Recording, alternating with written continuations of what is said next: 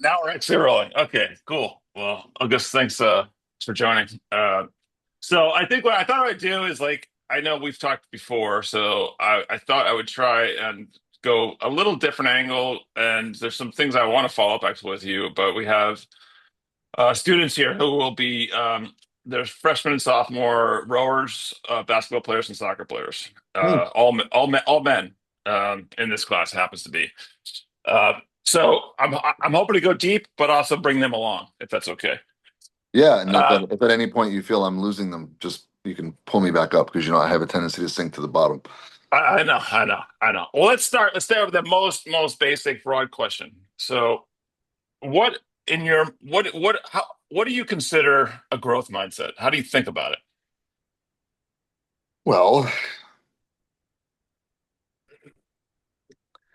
I have to start by saying that words, when used wisely, point to experiences more or less directly based on the skillfulness of the word itself. So some words point very skillfully to the experience, like the word soften or the word open. These are words that, when they're used, don't run the risk of the person looking at the fingertip pointing to the moon instead of looking at the moon. Some words, the way they're used in our culture today, people get mesmerized by the word, and we lose the experience it's meant to point to. A good example of that is the word God, the word love, the word freedom. These are words that, when even more basic than that, words like I and me are sounds we make with our lips, and basically we make an unconscious agreement with our audience that no one's going to ask too many questions about what it is I'm really pointing to when I use that word, because to be honest with you, I don't know. And so I have to say that because I think that growth mindset is a term that has likely been consumed by that inevitable watering down, washing away. um, So I think what it points to, or what it was meant to point to, was really probably something very close to operating from what we call an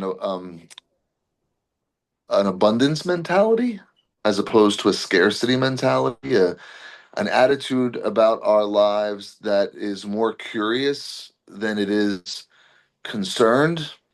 Those words are very different. Um, a growth mindset would invite someone to explore the nature of their own reality, as opposed to be on a reconnaissance mission. If you can imagine what the differences are in someone exploring happily, pushing down a shrub so they can look over it out of curiosity to see what was out there, as opposed to a reconnaissance mission where they're crawling on their belly with face paint on. So I think, in my world, a growth mindset is, it's an attitude, when used most skillfully, about our current moment experience. You're going to have a hard time pulling me away from working with what's happening right here and right now, because it's so easy.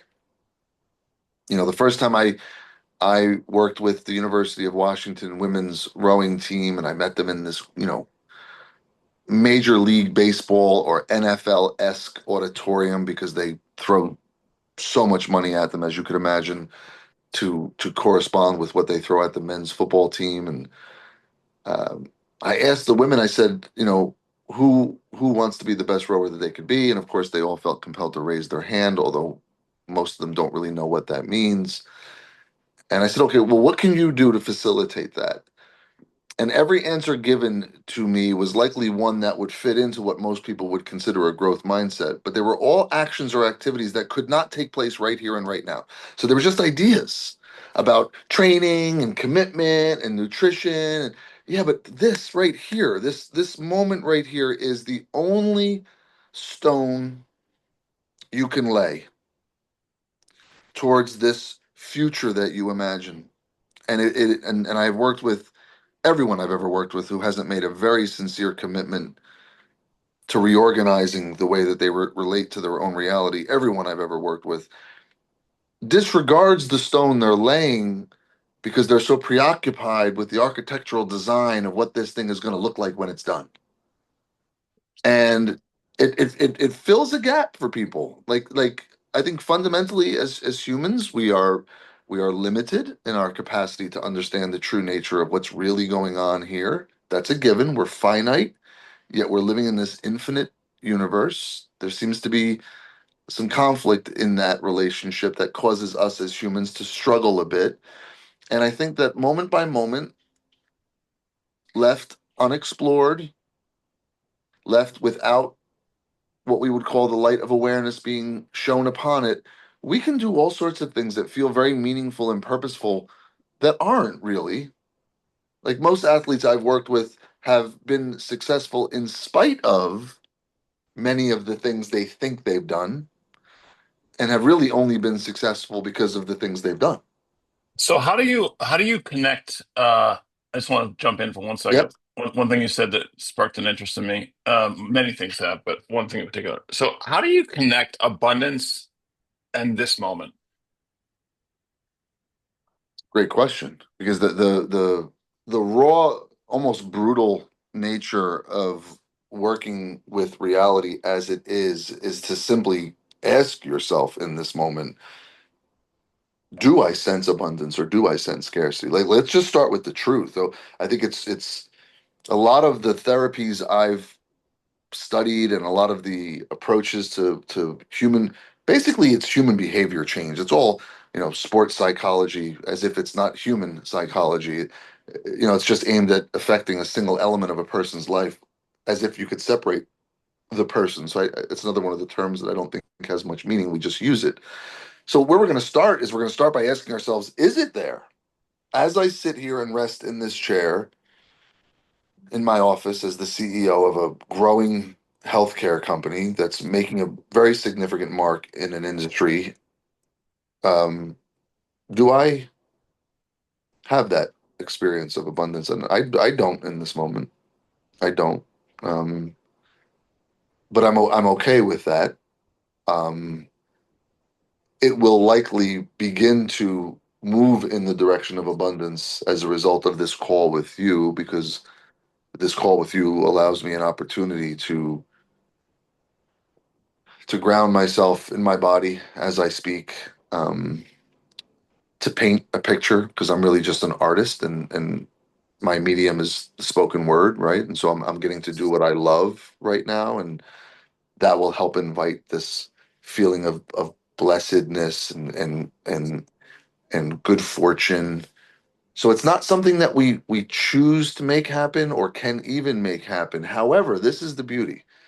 If we're open and honest with the reality of our current moment experience, and scarcity seems to be overpowering abundance, and we can see it without blaming, without judging, without shaming, all of which requires quite a bit of additional work, for lack of a better term, because most of us will do exactly that. We'll see scarcity and we'll be like, oh, fuck scarcity, I want abundance, and abundance is better. I want to change the nature of my reality because I want it to be something better. um, that all we really can do and need to do is to witness that scarcity and allow it to speak, allow it to inform us of why we might feel cheated or robbed or misfortuned. Like, why? Like, what is that? Really look at it. But in order to look at it deeply, there needs to be a pause, a stillness, and a certain capacity for the stabilization of attention, the ability to take our attention and really rest it exactly where those feelings lie. This is how we kind of stay current with ourselves. Like we avoid building up residue, which is part of like what karma actually is. And um, most high performing athletes I've worked with, and I've worked with thousands, um, they repress a lot, and it creates a lot of tension in the body that can provide a stronger sense of self, of identity, of ego. But the truth is that that tension uses energy.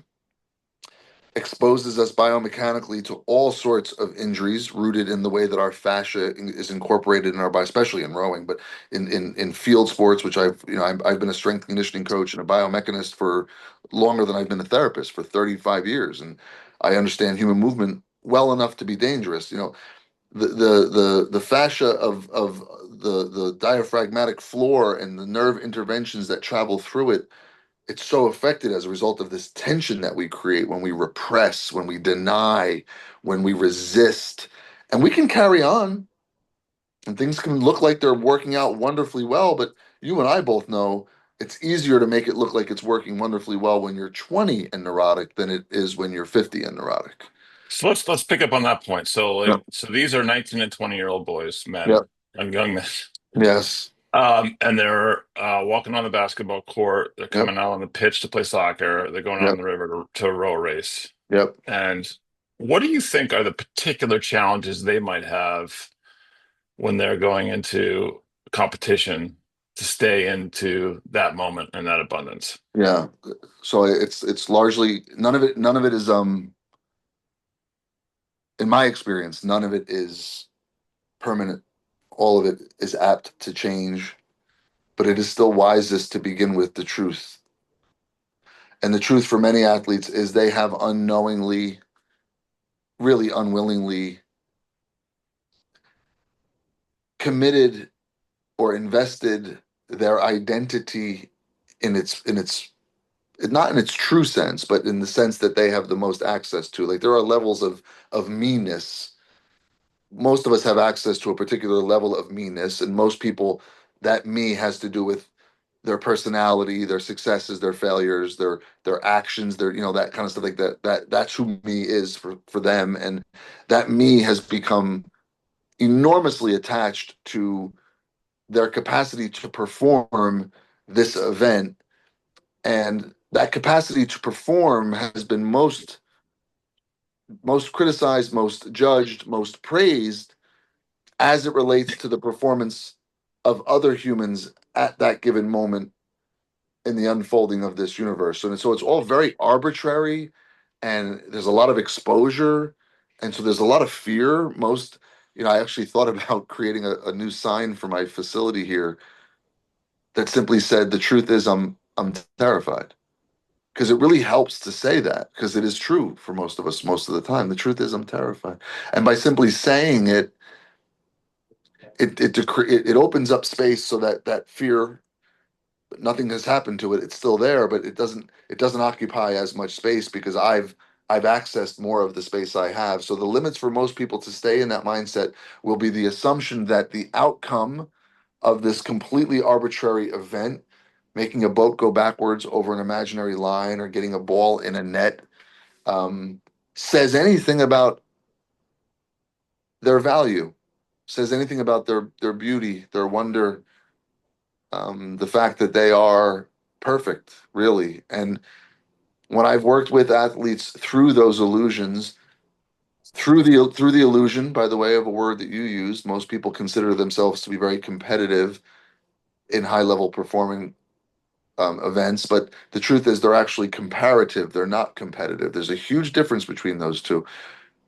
And having the ceiling be outperforming your competition is a much lower ceiling than the ceiling of self-actualization, of actually seeing what the fuck it is I can do. I want to see what I can do. I want to drop every ounce of paint out of every paint tube I have in me when I give a talk. I want to see how much of myself I can expose and open up and share. And when that becomes the mentality, that's a truly competitive mentality. And it looks forward to the opportunity to play with, not against, other people who bring that stuff out. Like University of Virginia never rode faster than when Michigan was on the water. So Michigan was giving UVA something, not taking something. And when the men started to see that, and it became less of a fear-inducing event and more of an exploration of joy, albeit very painful, the boat went faster. I can't guarantee you the boat will ever go faster than the other boat because I don't have any control over the other boat. But I can tell you that if you make your boat go as fast as it can, if you make your boat go faster than it should, which can only happen by accessing a power greater than ourselves, and I'm not talking about what most people consider God to be in this case, it's love, really. But if and when you do that, if I get a team to achieve 110% of its capacity and they lose to a team that only achieved 90% of its capacity, which has happened countless times in the history of sport, I need you to tell me who won. Yeah, the team with 110%. That's it. And so you can't do that. That I'm not asking an athlete to go on the field and deny the fact that this traditionally comparative part of them is coming up, that they are frightened by what they see. I'm not asking them to deny that. I'm asking them to admit it. And admit it in this case does not mean shamefully acknowledge. Admit means to allow it in. Like a ticket says admit one, that you admit it. You let it in. It's So, okay. so when I was talking to Janine, for the student's sake, is the was the world champion and the from Switzerland, and she's the world champion in the single scull, which is Yeah. like probably the most grueling. I mean, if Loneliest. rowing is grueling, the single scull is the most grueling of a grueling sport. It's like being a goalie. Just tell them that. That's what it's like. And so, but when I talked to her and her experience working with you and everything, and I guess like she told me a lot about how she developed uh the mindset and then actually kind of what her actual experience was mentally during a championship race. Um what when you see and she says she's someone who from my vantage point, I can't really know it, but from my vantage point is playing at the absolute top of the top of the top of the top of the heap in terms of the mental game. Yes. Like what you just flipped there you go. In working with her and athletes like her, how do you get them to that point where they are completely approaching it differently? And then what does that look like? I mean, what does it look like when they go out for the world championship Yeah. and they perform at this level that's like, Well, I think Janine was one of the most, if not the most highly evolved athlete I've ever worked with. There are a couple others, and what I mean by that is simply that in spite of the countless hours of inviting her body into a state of total exhaustion, which inevitably, by the way, brings up fear. It brings up all sorts of biological experiences aimed at protecting the body, right? So she lived in this space that could be considered very easily and is for most a highly traumatizing event over and over and over and over. And in spite of that, she did not lose access to a deeper level of meanness. She never got overly attached to what could be seen, that she had a sense of who she was beneath or around or behind all of those individual events. And that me was an untouchable me. That me was an unending me, a never having been born, never will die me. What we call that in Buddhist psychology is basically awareness, that she had a deep relationship with her own capacity to observe the elements of her experience without identifying as them. And so she was more open. I did 6 months with the US women's Olympic team, the entire team. Saw all the athletes individually, met with the team on a regular basis, and the resistance to the view that I offered them, and that's how I pitch it. I say, look, I'm just gonna invite you to sit in a different section of the stadium, and we're gonna look at the same show you've been looking at, but you're gonna see it from a different angle.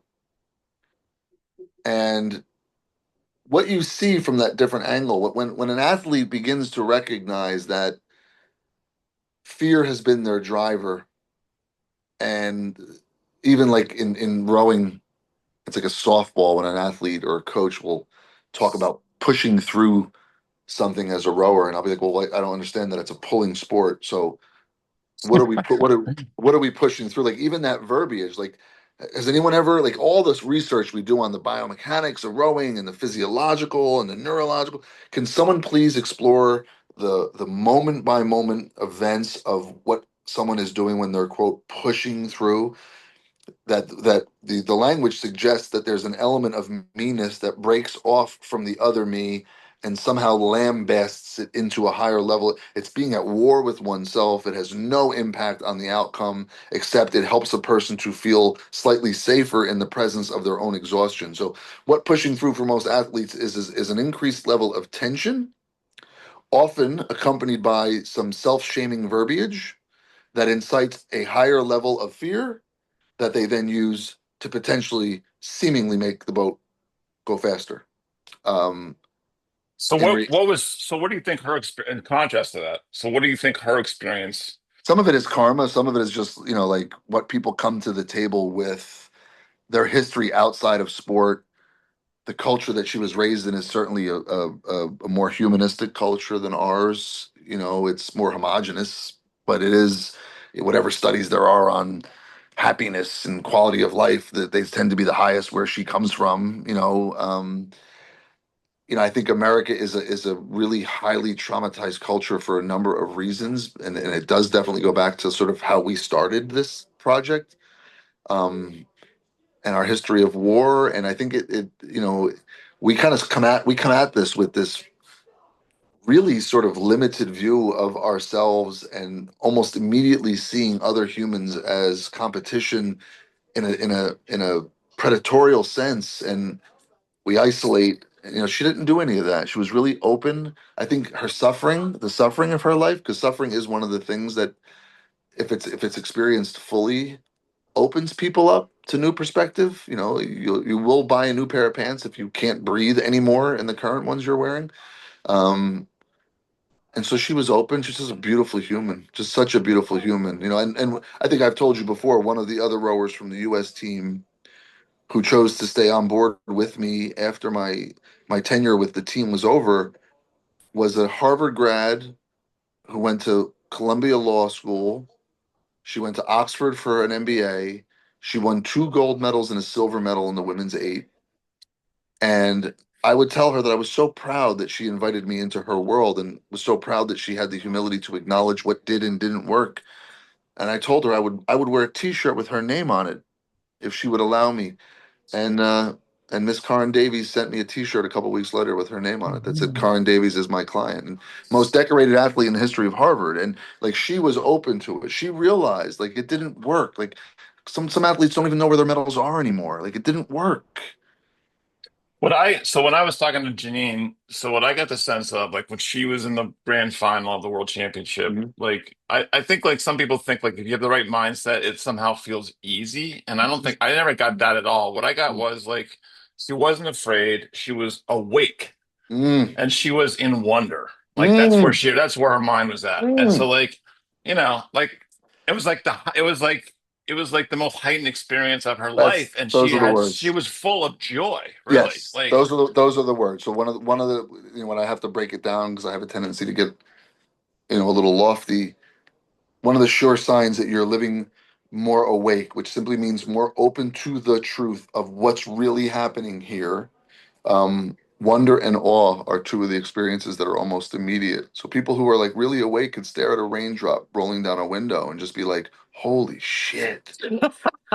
You know what I mean? Like the things that have happened in order to invite this experience, the complexity, the the interconnectedness of everything I'm seeing. And then there's others of us who get, like I have. I mean, I'm like I said, I'm the CEO, but I mean, if apples were triggers, if apples somehow invited people into a triggered state, and a triggered state is an involuntary response to what we perceive as threat, to one of our, more often than not, one of our unknown parts, one of our unknown pieces of what we consider me to be. We all have them. They're largely what cause most of the unskillful acts in the world, or people in triggered states acting unskillfully to defend or protect themselves. If apples were triggers, being the CEO of a healthcare company is akin to living in an apple orchard where the apple, wait, it gets better, where the apple trees are like 5 feet tall. And so all day I just get hit in the face with apples. All day I get hit in the face with apples. So since we talked last, you sent me off on quite a journey because I was so moved by what you had said. So I want to try and connect a few dots. Yes, So please. I actually, so I think I told you my son's an Army Ranger, Mhm. and so I actually interviewed two of his buddies who are Army Rangers. They both competed in the Best Ranger competition. One of them coached. Another one is like an elite marathoner on top of everything else. When I talked to them, one of the guys was on the Mexican border, protecting the Mexican border, Mm, and I never used their names because, like, someone would, track them down and kill them probably. sure. But they are very, very familiar with most of what you're talking about, and so I got talking to them, and so one of the things they said was they always do after action reporting. Yeah, And in the real life, like in real life, one of the things that was hardest for them to get used to was they didn't get as much feedback, negative feedback, or just constructive feedback as they would in the army. And like for them, like telling me I did something great is actually not useful. Show me how to get better. that's a truly competitive mindset. Right. It's It's a very like, it's a very martial arts mindset. The only right, place you find it is often in the martial arts. It really is, right, and that right. is a martial art. The military is a martial art. Right. And so like so the one guy who actually is out of the army had to go to his boss and said, hey, by the way, stop telling me I'm doing things right. You need to tell me more what I'm doing wrong. That's a person that is curious about what's possible. So Really, what? that's yeah, But in that conversation and then other conversations, I'm just kind of thinking about it, and also in this course, I've had to kind of reflect a little bit on, what's happened in my life. And so, what I the kind of term of phrase that I used when I was, doing whatever I was doing, making deals and stuff, and that got me through. And what I was talking to these Navy SEAL guys about, or these Army Ranger guys about, was like I would get to this point. It had to do with how I approached risk, mm, and I kind of want to like just talk through like how this relates. And so I'd get to this point and in my head, like I would always think like tails I win.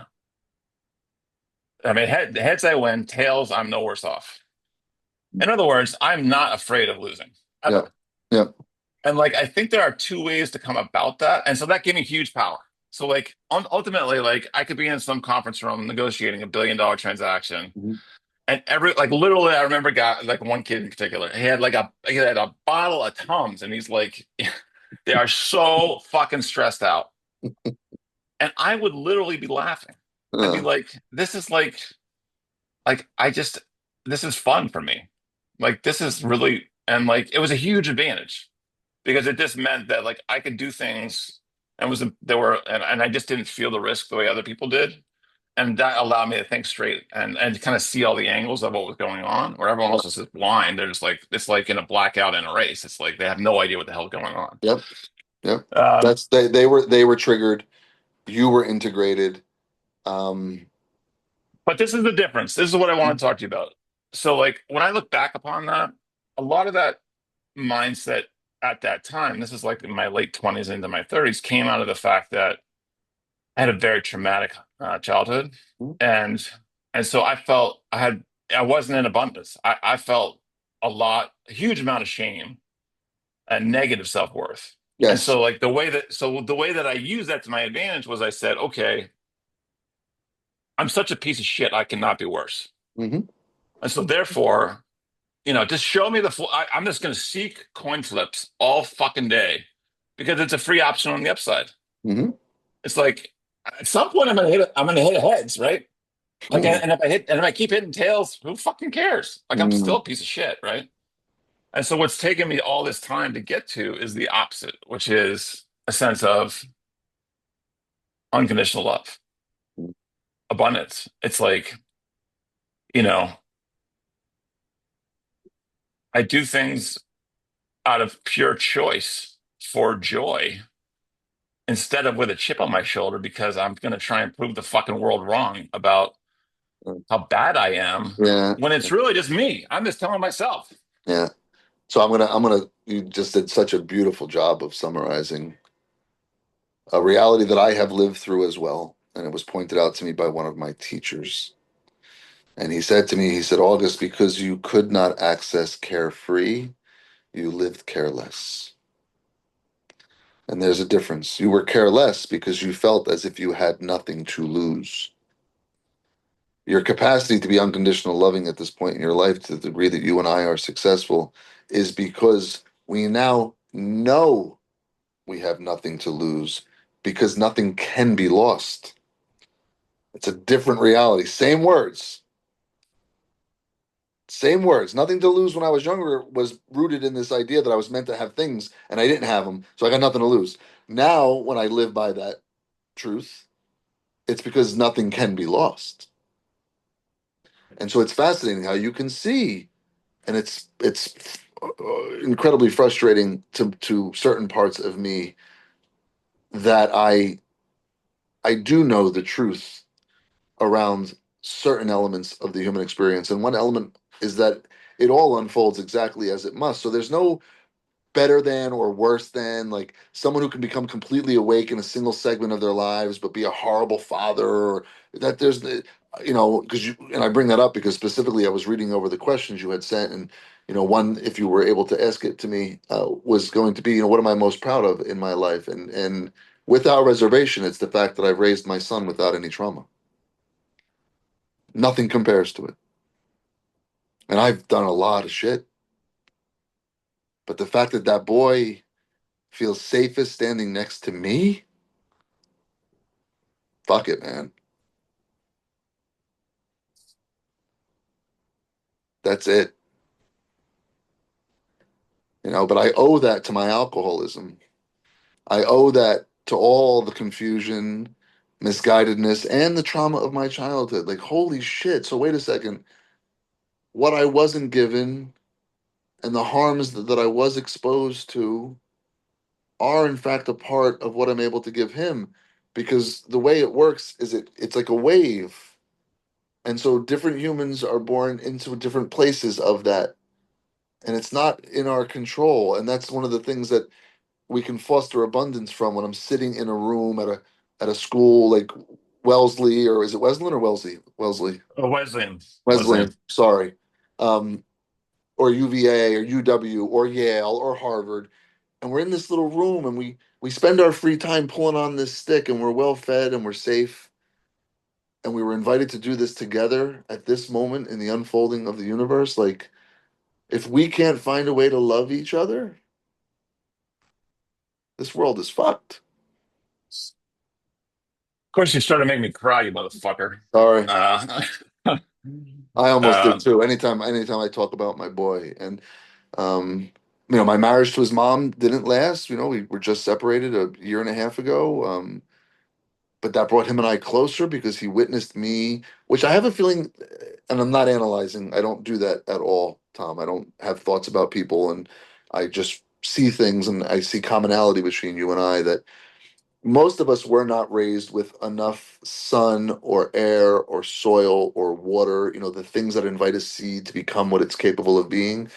you know whatever sun our parents were exposed to was the sun they gave us, and so it often wasn't enough. And one of the results is that we're not given the opportunity to have a well boundaried and valued sense of self as it can be. The ego is not the enemy by any means. It's a necessary illusion, is what Alan Watts would say.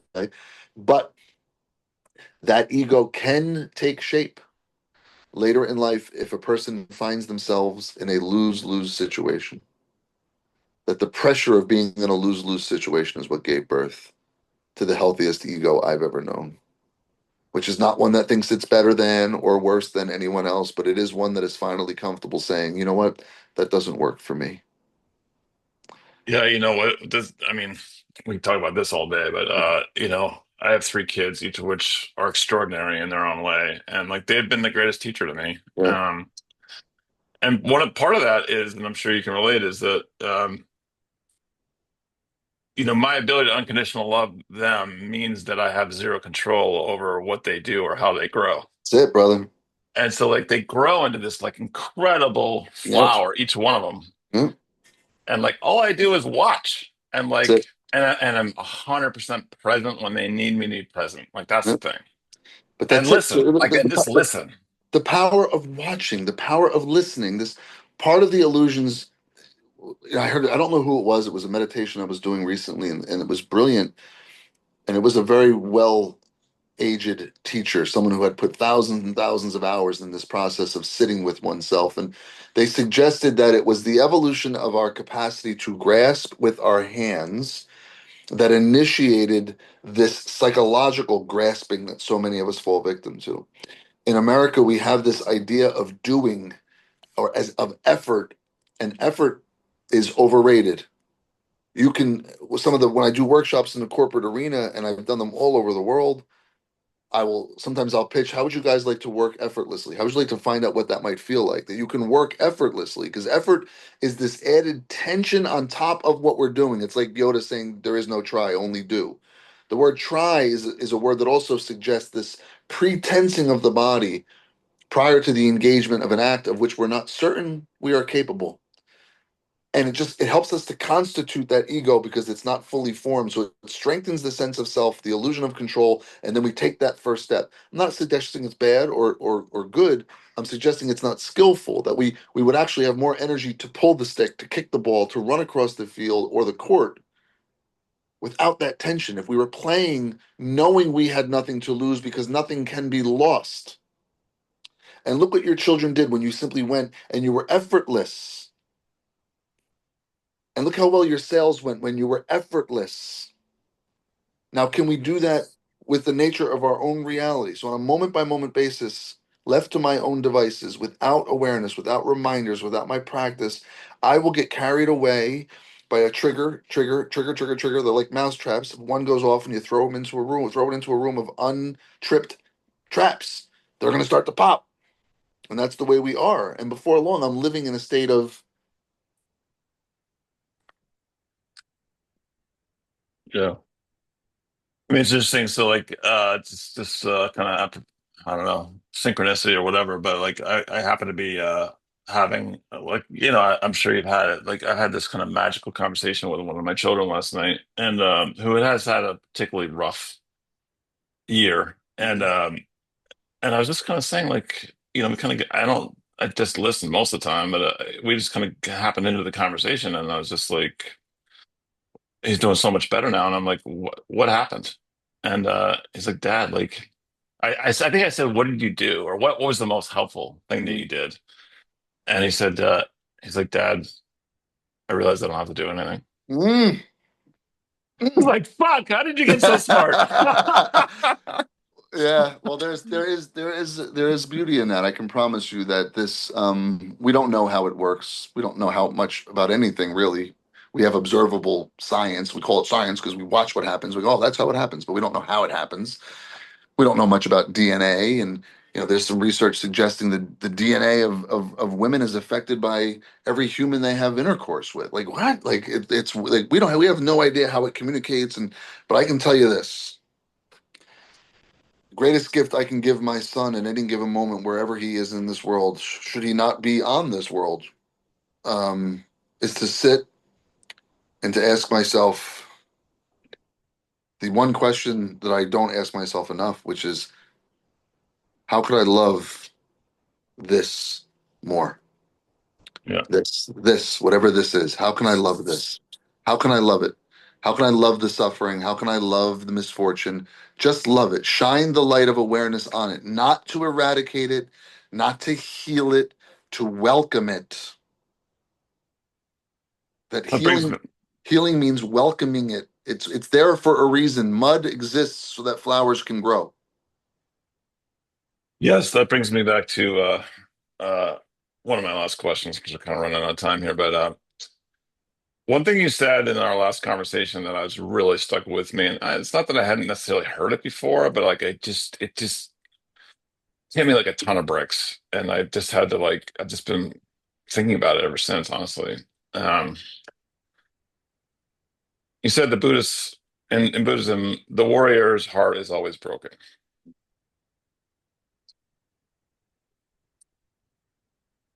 All warriors have broken hearts. It makes me cry even think about it. There's no way around it, brother. There's no way around it. We talk a lot about compassion. We've got this the compassion porn right now in the world where it's like be kind, and that's not it, man. Like you touch true compassion, the degree to which you know compassion will be equal to the degree that you are aware of the suffering that demands it. You can't now. There's a way. There's still a way though. There's still a way to work with it. There's a wonderful video online by Ram Dass called "How to Keep an Open Heart in Hell," and it's about if you can imagine those balance boards that they use to train elite athletes to see if they can balance their bodies perfectly. Um, Conor McGregor, the first time he stood on one, was able to do it for like, I don't know, like a minute and 10 seconds. And the best surfer in the world was only able to do it for like 5 seconds. Like the man was like neurologically just a freak. Like when they did a bunch of studies on him before he kind of lost his shit. But um, the goal is to balance yourself equally in being open to the suffering in the world and available to it so that you can truly share space with those people who are less fortunate and in pain and welcome their burden onto yourself. But you keep an equal amount of body weight resting in the truth that it is all unfolding exactly as it must. That each person we're not individuals the way that the mind perceives us to be, that everybody is made of everything. That's inarguable. That's just an observational truth. Every molecule creating this experience of Tom comes from the same place all the other ones have. They're going to go back once you're done using them. Like we don't know, it's not the stork. We don't really got this thing figured out. I know sperm and egg, I got that part, but what the fuck? How does that work? I don't know. But people come into this experience of being human with a karmic curriculum, and everyone has their own. And we're not here to rob people of that karmic curriculum. We're not here to sit there and just let them, well, that's just karma and let them suffer. No, it's a balance between offering ourselves, but never losing sight of the fact that there's love behind this. Ever. Now, I'm not asking you to believe that. Don't believe that there's love behind it. Don't believe a goddamn word I say. But if you sit long enough with your own experience and you go to that part of you that's been in pain your whole life. I have a knot in my gut since I've been my earliest memory, and it still travels with me today. And on the days that I choose to sit with it, I can kind of get closer and closer to it each time I do. And when I get to its core, which is always a part of me that may or may not have been in my lifetime, it could have been in my parents, it could have been 2 or 3 generations ago. We do have reason to believe trauma is inherited like most things. And if I sit with it long enough without any need to manipulate or change, really believe that it's a welcome part of my experience, even though it hurts, it will expose itself to me in a way that I will see that what's behind the unskillfulness, what's behind the fear, what's behind the aggression, the judgment, the shame, whatever it might be, there's love. And I think an easy way to demonstrate that for most folks who start to lose it when those words are used is if you just look at the room you're sitting in right now, the space of this room is welcoming me in, and it doesn't have to. And god damn it, I'm blessed. You go row a race with the heart filled like that, brother, that boat's gonna go as fast as it can fucking go. Yeah, I think for me, like what's so touching about it is the idea that I think I've spent my whole life denying my own broken heart. So And so like and what so Cho, so what Chogyam Trungpa said, it will break closed or it will break open. And that's exactly right. Denying it's broken makes it break and so closed. like going deeper and deeper and deeper into my own brokenness, Yep. there's such a beauty and joy in that, really. Mm, And like it's like I don't have to deny it anymore. It's like I will always be broken. that's it. Always. Beautifully. Yeah. Yeah. Because And you're coming to the realization when you explore the nature of self to this degree, you start to recognize that self isn't what you thought it was. And so suddenly you start realizing the ultimate truth, the reason why there are Goodwill Hunting posters in my mental health treatment facility is because it's not your fault. And it never was. Because it can't be. Because it doesn't work that way. Or said another way, like I actually there's a Henry Nouwen book about the prodigal son, and about the Rembrandt painting of the prodigal son, that all of which is like it's very pivotal for me in this whole issue, which is, I mean, I'm not even Christian, but you read the prodigal son, and like, the first lines of the prodigal son is he took all his dad's money and then he wasted it on prostitutes. Like that's what he fucking did, right? And I'm like, bingo. Sounds like a party.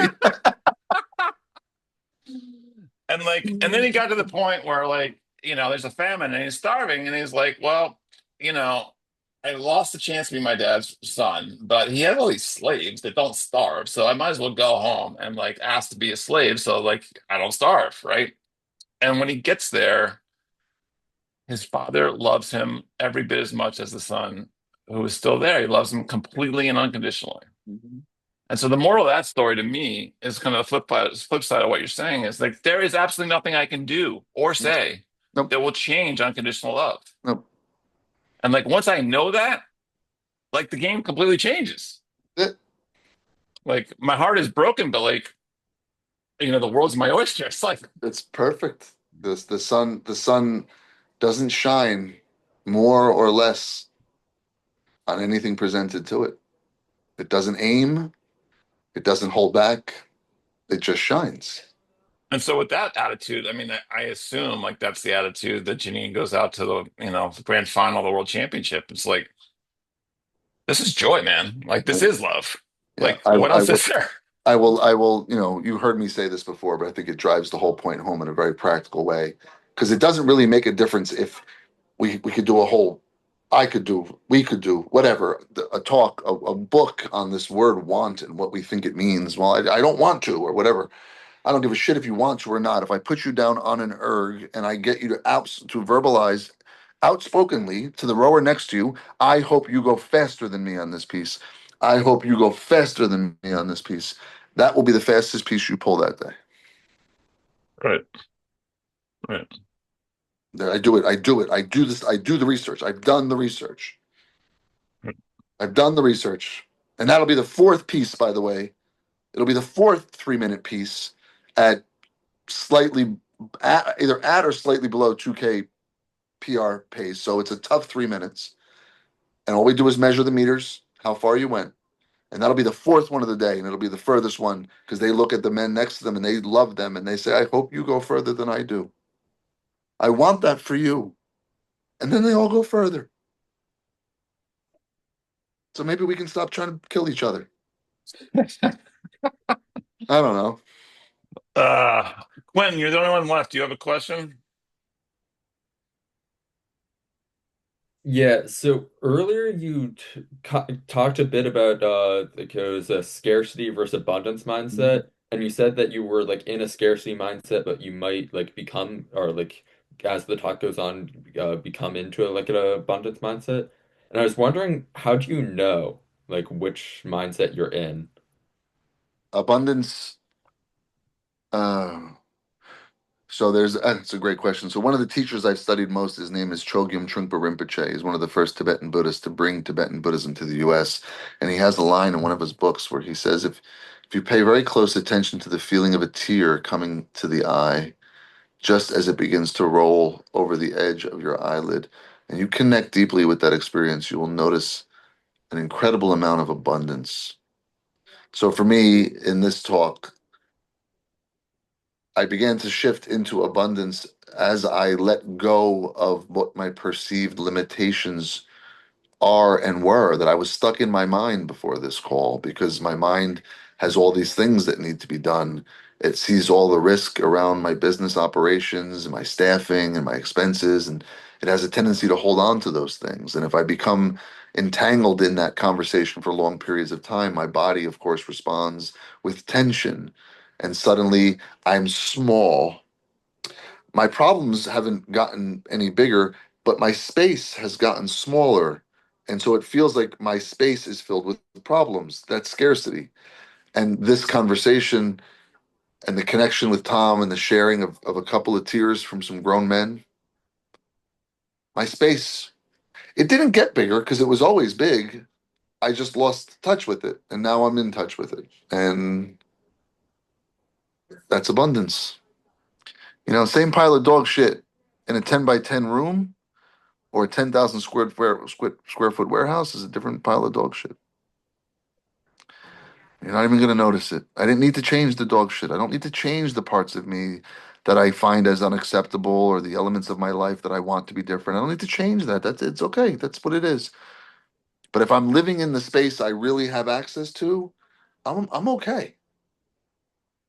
I need you to know that the percentage of human beings that have died on their way somewhere has been 99.99, and I don't want to be one of them. I want to Well, die exactly where I am. well, dude, I'm right here with you. That's all I got to Good, say in this good, moment. good, good. All right, so I got two more questions. I finished all these Okay, talks with this, okay. and they're kind of silly, but I do it anyways. All right. What's your favorite movie? Willy Wonka. Nice, I like it. Which version, actually? Do you have a favorite version? My coffee cup says, I don't sugarcoat shit. I'm not Willy Wonka. I don't know if you can see that. The original, 1971, which is the year I was born. Um, I have an everlasting gobstopper, a very large one tattooed on my leg. I have an actual one on my desk here. When Charlie gives that everlasting gobstopper back to Willie, it's Charlie's recognition that it can't be everlasting because nothing is. And so when he gives that to Willie, that's his awakening. And what Willie gives him is everything. Hmm. One word Yes. for Quentin and when the other 13 students watch this. What do you want them to remember? One word, One word.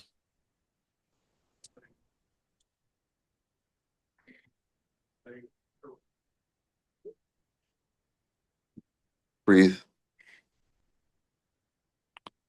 breathe, or breath, depending upon how you want to pronounce it. But they're both meaningful. Well, we'll leave it there. Um, Thanks for the opportunity, brother. I I really love you. enjoyed I it. was gonna add my one word, which Please. is love. Which is love. Yeah. Yeah. Same thing. Same thing. Breathing in love. Yeah, the root of the word spiritual is spiritos in Greek, which means breath. God breathed life into the world. Old Testament. Someone's lying there. You don't go, is he thinking? Is he breathing? It's where life starts and ends. Just breathe. I'll just go one step further with that, which is that I once a week I teach meditation to a friend of mine, and it's become this like one-on-one thing. And the guy's a very serious Christian, born again Christian, and so sometimes we get into these conversations about like theology and evolution and everything. And like he's been in this, and he sees them as completely overlapping and the same. Um, and he's been to this, I guess it's in Mexico, where they have there's a certain like one cell organism that's supposedly one of the earliest forms of life. Yep. Um, and uh, and so we have this conversation where he's like, well, in this one cell organism, they're not really kind of sure where it came from, but all they know is that it was breathing, it was exchanging gas. Mm. And so we both asked this question. It's like, well, how'd that happen? I'll leave it at that. I have no answer. No, I have not. nobody does, and that's the beauty about Buddhism is that Buddhism doesn't need one. Right. That's why I love Buddhism. It's not atheistic. It's non-theological. It's just it doesn't it I don't it's not knowing is knowing. It's it. I don't that I'm here. This is good, right? Got it. Right. Right. All right. Love you, man. This is why I Love could do you. this Thank you, forever, but brother. this is Appreciate awesome. it. Thank you. All right. Talk to you a little later. Blessings. Thank Bye. you. Thank Bye. you, brother.